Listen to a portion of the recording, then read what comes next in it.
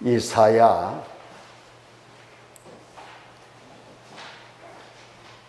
41장 8절 9절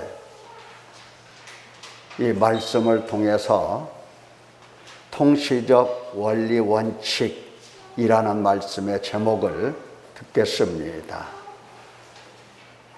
통시적 원리 원칙, 이 말은 역사의 흐름에서 드러난 하나님 백성의 통치 원리 원칙을 말하는 것입니다. 쉽게 말하면 하나님께서 역사 속에서 당신 백성, 당신 나라를 어떤 원칙 하에서 어떤 원리 가운데서 다스리시더냐 하는 겁니다. 오늘 그 말씀을 듣겠습니다. 이미 이 내용을 여러 차례 우리가 듣고 말씀을 배웠습니다. 자, 오늘은 이와 같이 역사의 흐름 속에서 나타난 하나님의 통치 원리에 대해서 살펴보도록 하겠습니다.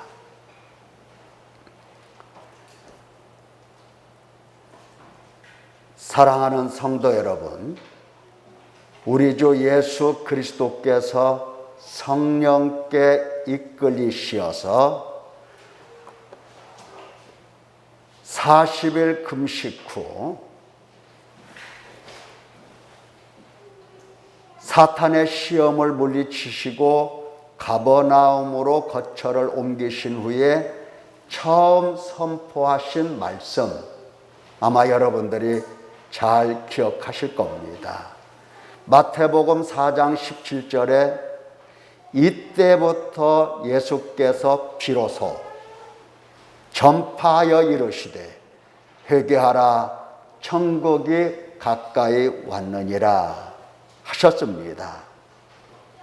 첫 마디, 예수님의 공생애가 시작되는 이 첫 번에 하신 말씀이 너희는 회개하라 하신 명령이었습니다. 회개하라. 자, 예수님의 제자들, 또 예수님을 바라보는 사람들은 항상 예수님으로부터 받은 이 명령을 기억하고 있을 것입니다. 예수님이 무슨 말씀을 하셨지? 뭐라고 명령하셨지? 이게 아니고 예수님 하면은 마음속에 맞아, 회개하라고 하셨어, 이렇게 헤아릴 수 있다는 겁니다. 자, 첫 마디 말씀이 너희는 회개하라 였다고 한다면, 그렇다면 주님 마지막 공생애의 그 마지막으로 하신 말씀은 무엇일까? 누가복음은 이렇게 기록을 하고 있습니다.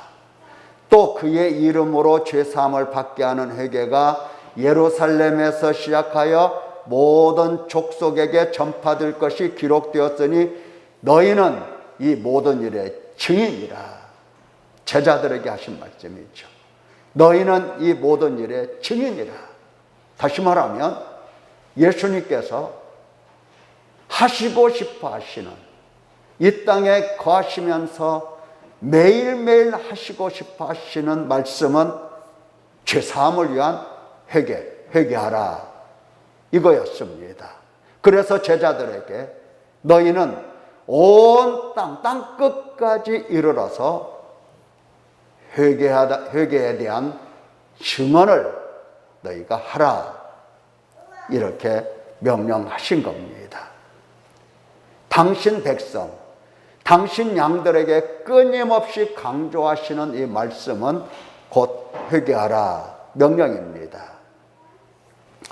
자, 그렇다고 한다면 우리는 예수님 이런 생각을 하면, 예수님 이름을 부른다든지 혹은 예수님 생각을 한다든지 하면은 언제나 우리 두 귀가 쟁쟁 울리도록 들리는 말씀이 꼭 있어야 되는 겁니다.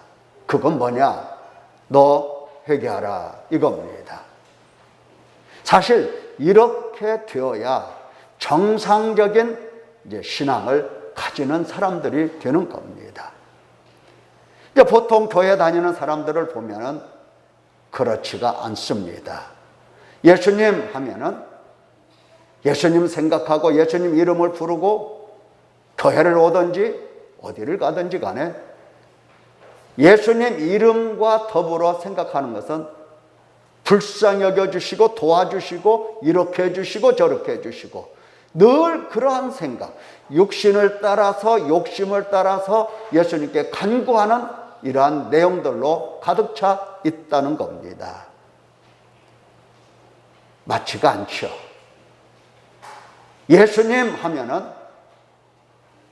양심에 찔리면서 나에게 회개하라고 하셨지 하면서 연약한 마음을 가지고 있다가도 벌떡 일어나서 엎드려서 회개를 시작을 해야 되는 겁니다.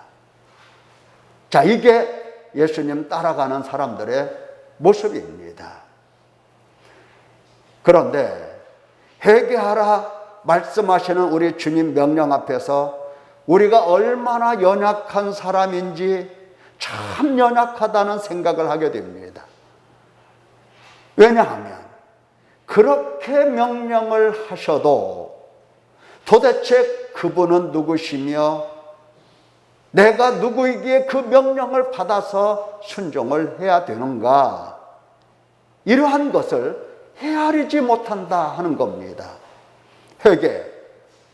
도대체 무엇을 회개해야 되며 어떻게 회개를 해야 되며 왜 회개를 해야 되며 얼만큼 회개를 해야 되는 건가 헤아릴 수 없는 겁니다.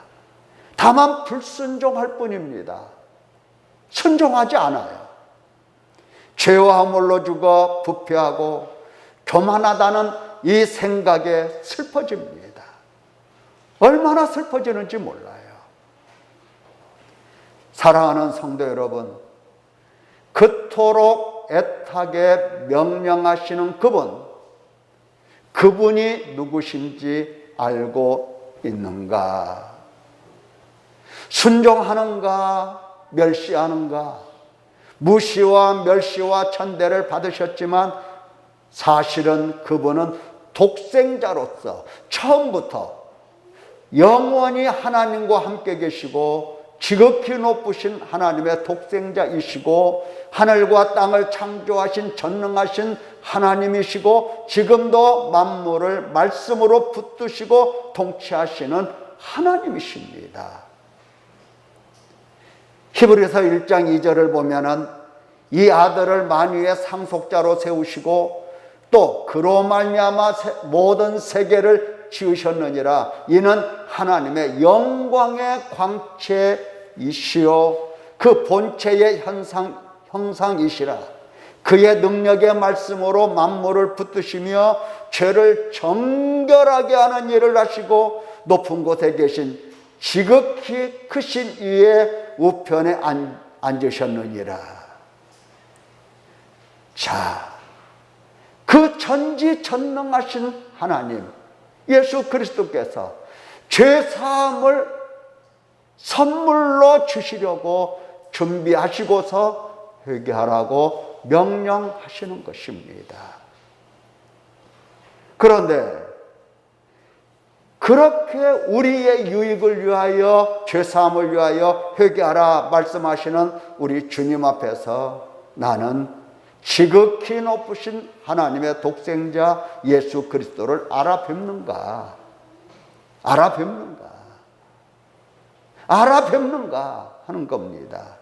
안다는 것은 단순한 지식 습득이 아니라 성령 하나님께서 가르침을 받고 책망과 찔림을 받아 애통함으로써 정화된 마음으로 깨닫는 선물이 곧 알미입니다. 안다는 겁니다.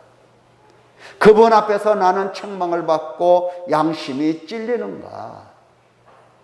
그분은 항상 우리에게 명령하시잖아요. 회개하라. 자, 양심이 찔리는가? 비참함으로 탄식하는가? 죄사함을 받고 은혜의 선물로 눈이 열리는가? 주 예수 그리스도를 나의 하나님으로 고백하는가? 이제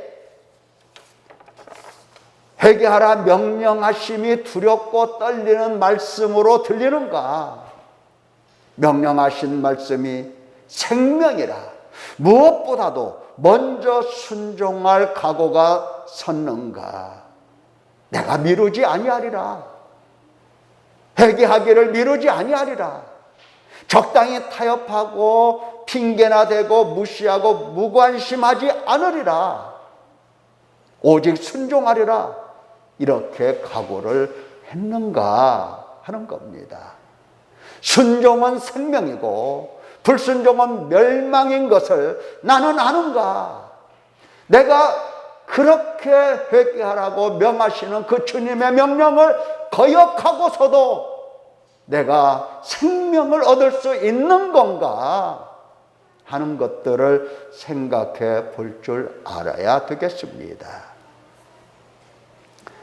사랑하는 성도 여러분, 왜 주 예수 그리스도께서 회개하라 명령하셨을까 할 때에 천국, 하나님 나라, 하늘나라가 이미 가까이 왔기 때문입니다. 하나님께서 언약과 사랑과 긍휼과 자비와 은혜로 친히 오셔서 당신 백성을 구원하셨고 구원하시고 구원하실 것이기 때문에 회개하라고 명령을 하시는 겁니다. 그래서 지금은 회개할 때 은혜 받을 만한 때 구원의 날입니다. 왜 하나님께서 친히 오셨을까? 왜 오셨을까?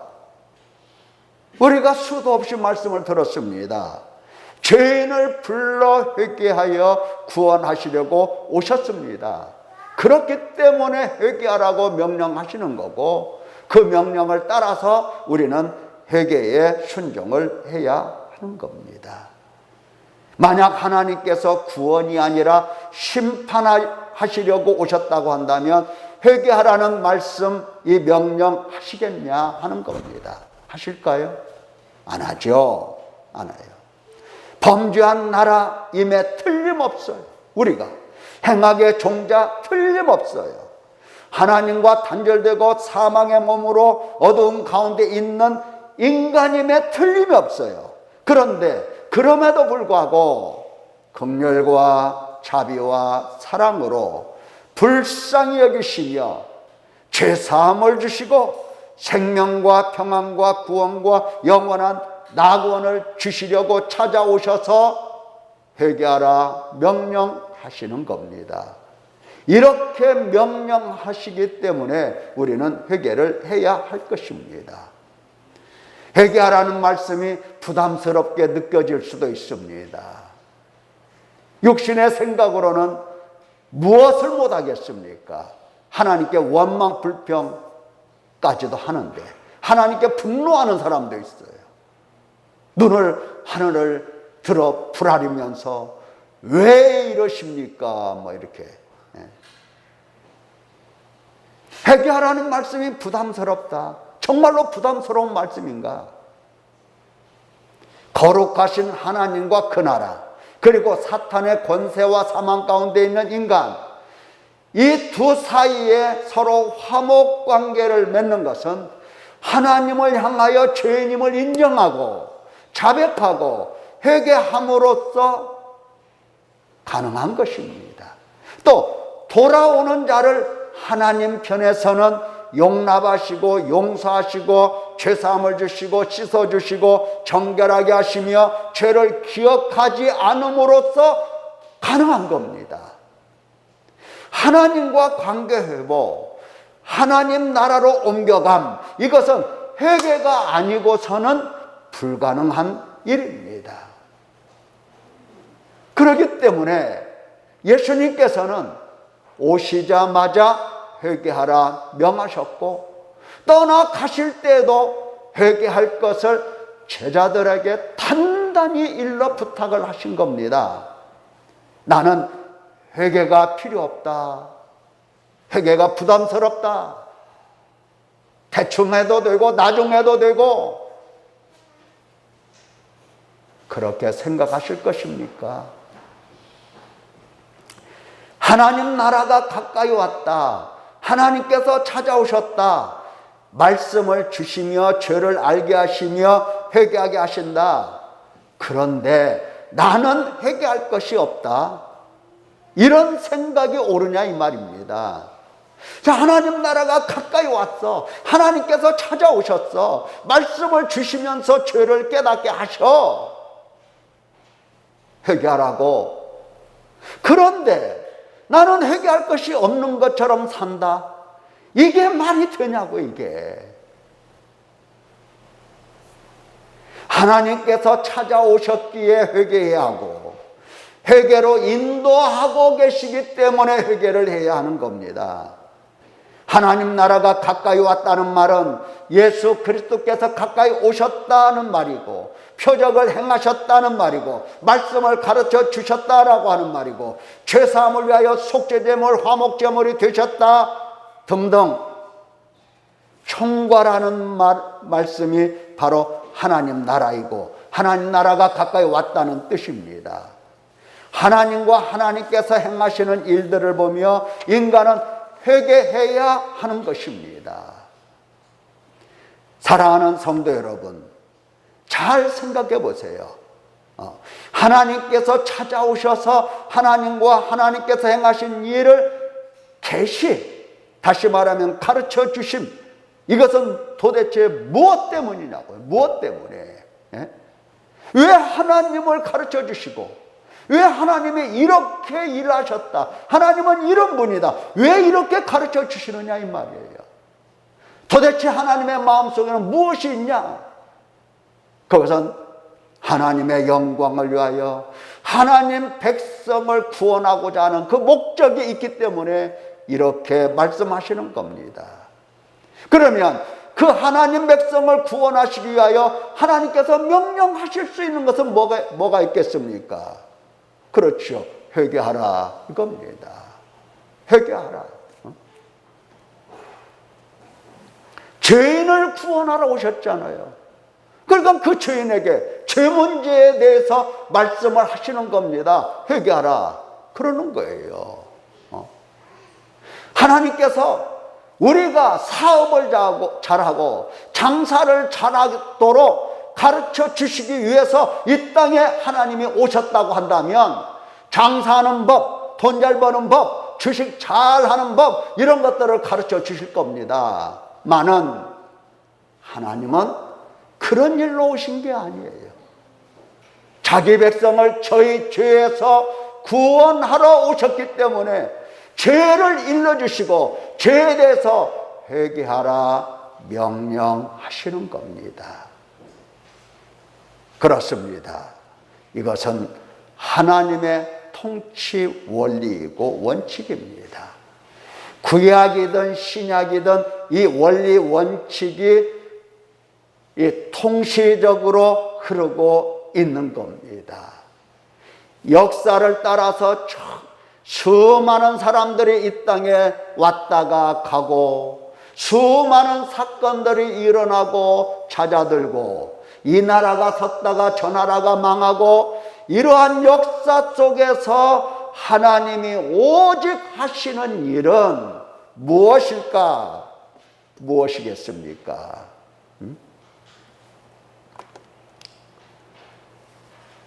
하나님의 통치 원리는 바로 이거라고요.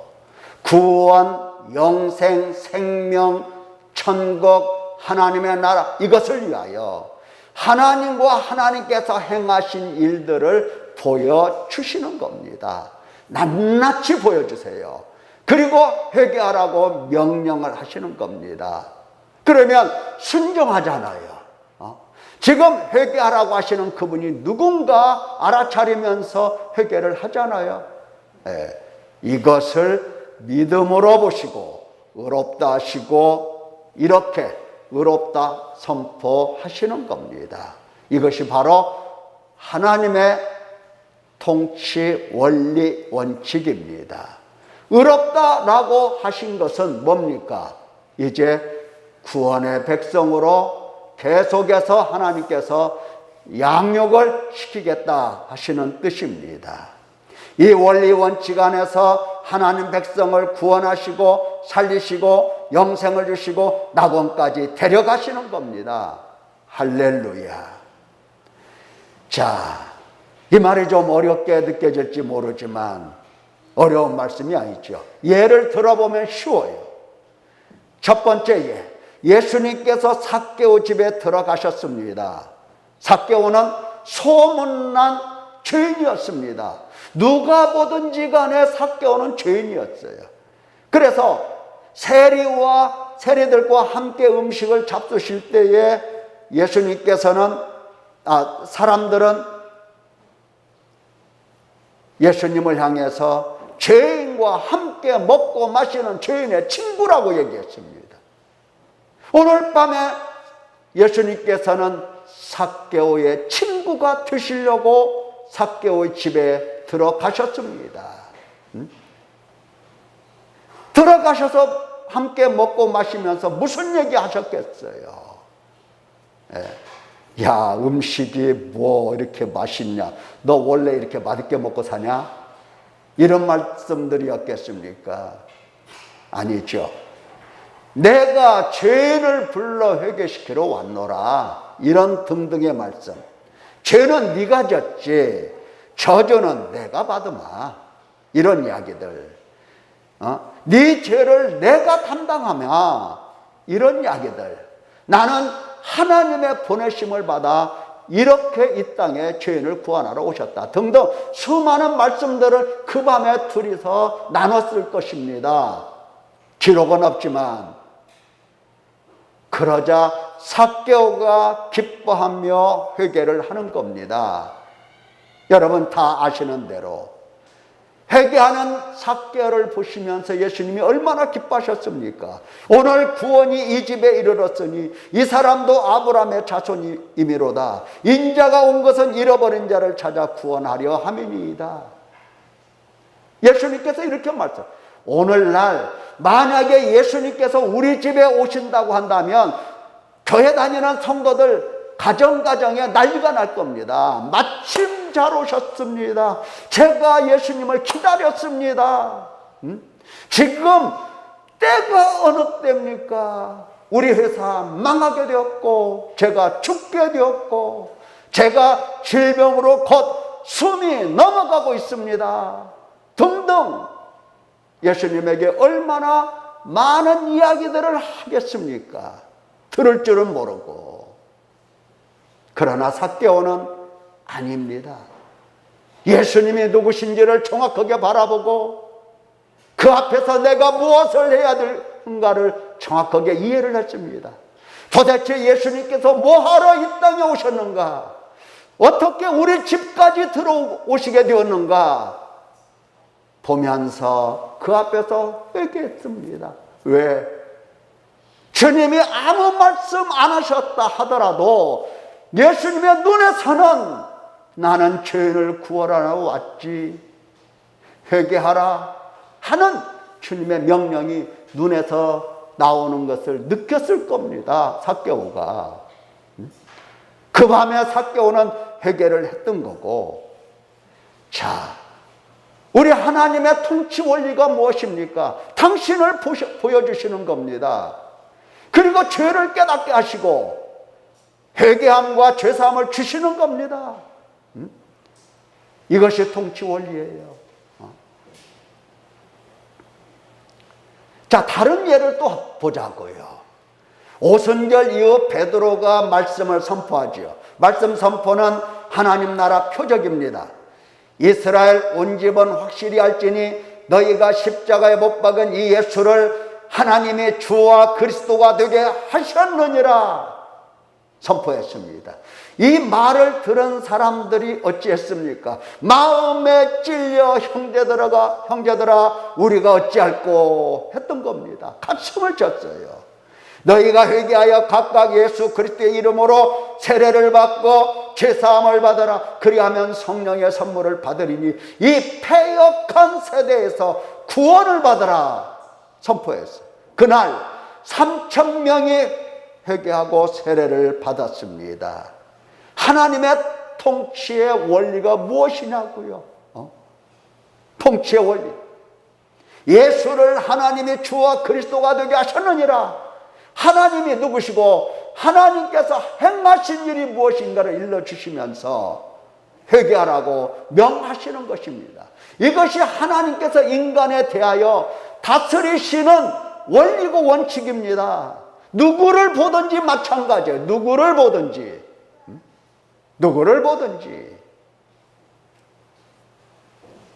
자, 반대의 경우도 한번 살펴보자고요. 너희가, 베드로가 또 설교를 하죠. 너희가 나무에 달아 죽인 예수를 우리 조상의 하나님이 살리시고 이스라엘에게 회개함과 죄사함을 주시려고 그를 오른손으로 높이사 임금과 구주로 삼으셨느니라. 우리는 이 일의 증인이요 하나님이 자기에게 순종하는 사람들에게 주신 성령도 그러하니라. 이렇게 선포했을 때 말씀 듣던 대제사장들은 분노했어요. 하나님의 행하신 일을 듣고 분노했어요. 하나님의 누구신 일을 듣고 분노했어요. 구원 받았겠습니까? 구원 받을 리가 없는 겁니다. 받을 수가 없는 거예요. 왜? 하나님의 통치의 원리의 원칙에 어긋나기 때문입니다. 어긋났습니다.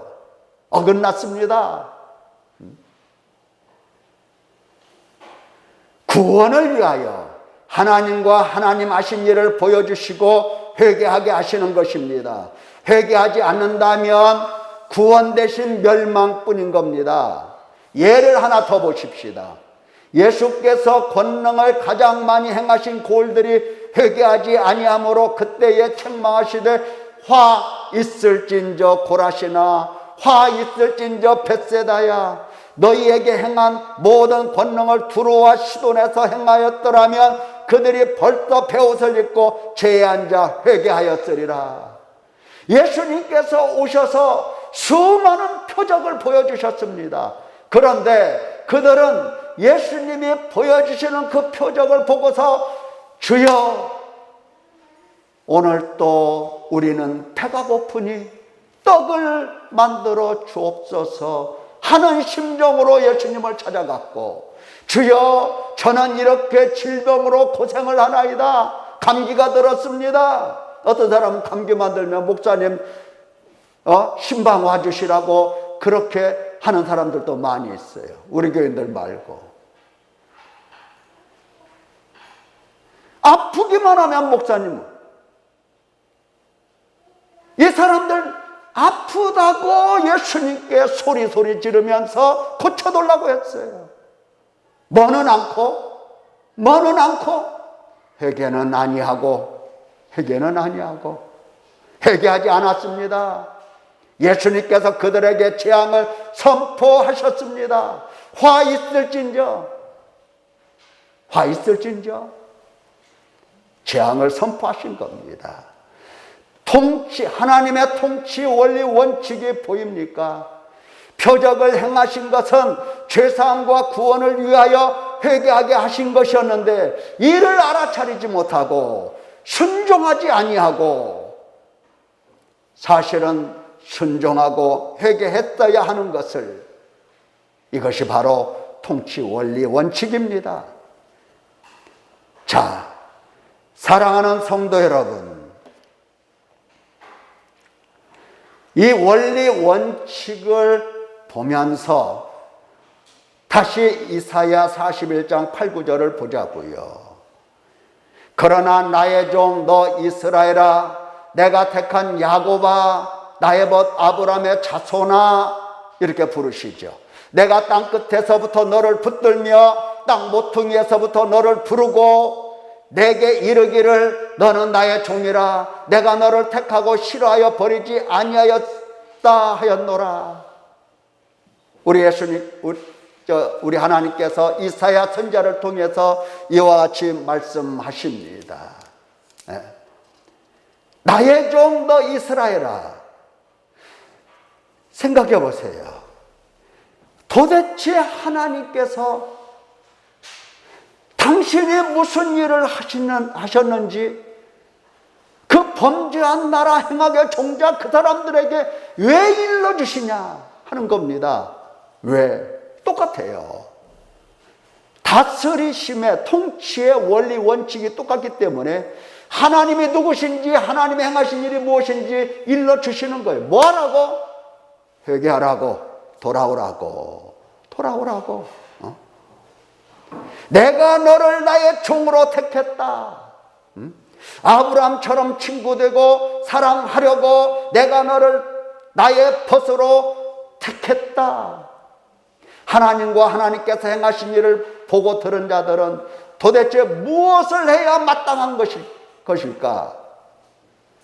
만약 하나님의 통치 원리 원칙을 아는 사람 같으면 무엇보다도 먼저 죄를 찾고 탄식하고 회개할 것입니다. 하나님께서 택하신 것을 나는 왜 알아듣지 못했을까? 하나님의 소유로 택하셨는데 왜 나는 하나님의 소유가 아닌 나는 나를 내 소유로 삼고 살았는가? 어찌하여 나는 하나님을 나의 주로 여기지 못하고 내가 하나님 머리 위에 주인이 되어서 하나님까지도 내가 다스렸던가?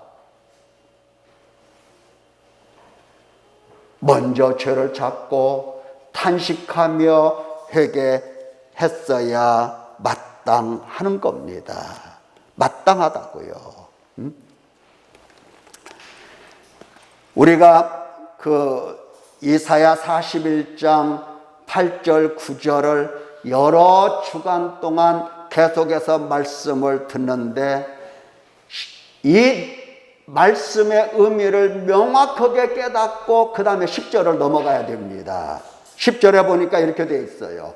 두려워하지 말라, 내가 너와 함께함이니라. 놀라지 말라, 나는 내 하나님이 됨이라. 내가 너를 굳세게 하리라. 참으로 너를 도와주리라. 참으로 나의 의로운 오른손으로 너를 붙들리라. 이러한 말씀이 쭉 나오는데 지금 하나님의 통치 원리 이것을 이해하지 못하고 회개하지 않으면 10절도 내가 너와 함께 함이니라 하는 이 말씀도 육신 안에서 해석하고 육신의 생각으로 알아들어요. 많은 사람들이 그렇게 말씀을 알아듣고 있어요. 하나님이 나와 함께 하신단다. 두려워할 거 뭐 있냐? 이렇게 신앙생활을 해요. 지금 하나님께서 원하시는 것이 무엇인지를 헤아리고 깨닫는 사람이 10절을 들을 수 있는 겁니다. 왜 하나님께서 그처럼 선자들을 통해서 하나님께 돌아오라 선포했는지 아십니까? 하나님께서 행하신 일들을 그들이 보았기 때문입니다. 종으로 선택하셨고 아브라함처럼 사랑하게 하시려는 하나님을 배웠기 때문에 하나님께 돌아오라고 속죄제물, 화목제물로 그리스도를 예비하신 것을 보았기 때문에 돌아오라고 하는 겁니다. 오라, 너희 죄가 주홍 같고 진홍 같을지라도 눈과 같이 양털같이 희게 되리라. 회개는 하지 아니하고 내가 너와 항상 함께 하리라. 너를 도와주리라. 이 말씀만 기억을 하고 있어요. 이 하나님 말씀이라고. 회개할 줄은 모르고 하나님께 돌아갈 생각은 안 하고 육신을 위해서 하나님이 존재하는 것처럼 그렇게 생각을 하게 되는 겁니다.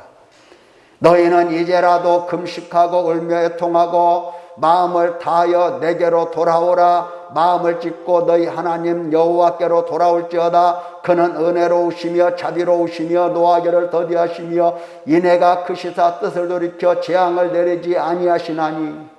돌아오라고 하시잖아요. 돌아오는 자를 하나님께서는 붙들어 붙들어서 함께 하시면서 온전한 믿음을 가지고 하나님의 영원한 나라까지 갈 수 있는 사람 되게 하시려고 붙들어 주겠다고 하시는 겁니다. 이 땅에서 잘 먹고 잘 살도록 붙들어 주심이 아니라 영원한 하나님의 나라로 데려가시려고 함께 하겠다, 붙들어 주겠다 말씀을 하시는 거라고요. 사랑하는 성도 여러분, 하나님이 어떻게 통치하시는지 그 원리를 여러분들이 보았습니다. 더 이상 하나님을 거역하지 말고 순종합시다. 회개하기를 회피하면 하나님을 알게할 수가 없습니다.